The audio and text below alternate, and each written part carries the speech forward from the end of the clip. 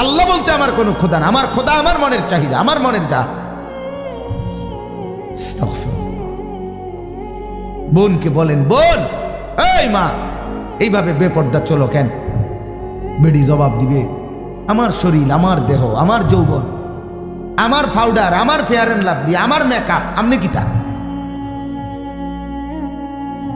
আমার আমার ইচ্ছা, আমার ইচ্ছা। আস্তাগফিরুল্লাহ, আস্তাগফিরুল্লাহ। আরাআইতা মান ইত্তাখাযা ইলাহাহু হাওয়াহু। তো আল্লাহ বলেন, বন্ধু দেখলেন কি ওই লোকটাকে যে তার মনের চাহিদাকেই খোদা বানিয়ে ফেলেছে? এবার আল্লাহ তাআলা বলেন, আফা আনতা তাকুনু আলাইহি ওয়াকিলা। বন্ধু আমি জানতে চাই আপনার কাছে আমি আল্লাহ বলতে চাই, সারাটা জীবন, সারাটা সময়, সারাটা মুহূর্ত একটা বারও আমার বিধানের পরোয়া যে করে না, মনের চাহিদার খামখেয়ালি খেয়াল খুশি মতো যে চলে, এরকম নাফরমানের জন্য আপনি কি নিজে জিম্মাদারি নিবেন? আল্লাহ জানতে চায়, মানে আল্লাহ যে তারে শাস্তি দিব এটা বলার আগে নবীর বলছে, আচ্ছা আমনে কোন চাচ্ছে তার কোনো দায়িত্ব আপনি নিবেন নি কোন? নবীকে বলে আম তাকুনু আলাইহি ওয়াকিলা, আপনি কি তার অভিভাবক হবেন?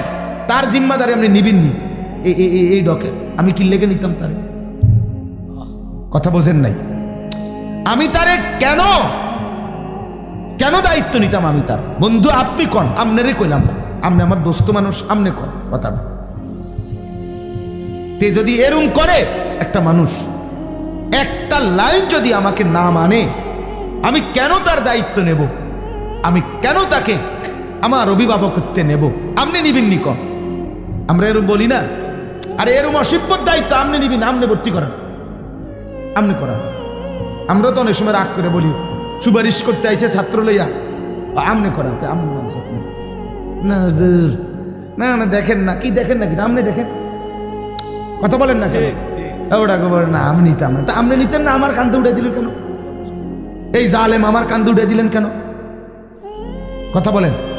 ঠিক আল্লাহ এটা বলছে, আফা আনতা তাকুনু আলাইহি ওয়াকিলা। বন্ধু আপনি দেখলেন তো তারে, আপনি শুধু দেখেন না, করেটা কি? সারাদিনে একটা বার আমি মনিবের একটা হুকুম মানে না, এতগুলো মসজিদ দিয়া, হায় হায় হায় হায়, এক একটা গ্রামে, এক একটা এলাকায় যদি 10টা মসজিদ থাকে, 4টা হরন দিয়েও যদি